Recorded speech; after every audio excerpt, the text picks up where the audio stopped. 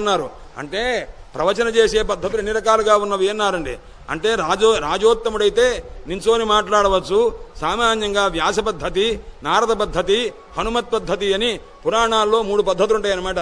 వ్యాస పద్ధతి అంటే ఇలా వ్యాసపీఠ ముందు పెట్టుకొని జాగ్రత్తగా శ్లోకంలో ఉన్న విషయము జాగ్రత్తగా వచన రూపంగా చెప్తూ మధ్యలో శ్లోకాలు చెప్తూ ఉంటాం. ఇది వ్యాస పద్ధతి.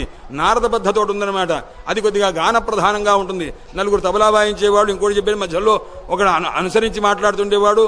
ఇలాంటి వాడు పాటలు పాడటం అది ప్రధానంగా ఉంటే అది హనుమత్ నారద పద్ధతి అంటారు.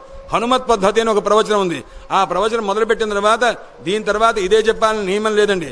ఆయనకి మధ్యలో ఏది తోచి బాగుందని తోస్తే అది చెప్పవచ్చు. అది భాగవతం అంటే భాగవతం అనే కావాలని లేదు, అది ఇంకేదైనా కావచ్చు. మనం బాగుపడటానికి సంబంధించిన ఏ అంశమైనా తీసుకొని చెప్తే దాన్ని కాస్త హనుమత్ పద్ధతి అంటారు. వాయుపురాణం అంటుంటారుగా, గాలిక భుర్లు అంటుంటారు. అలా కాదనమాట, భగవత్ సంబంధమైందే. కానీ అనేక విషయాలు అందులో ఒక విషయం అందులో ఒక విషయం అలా చెప్తే హనుమత్ పద్ధతి అని.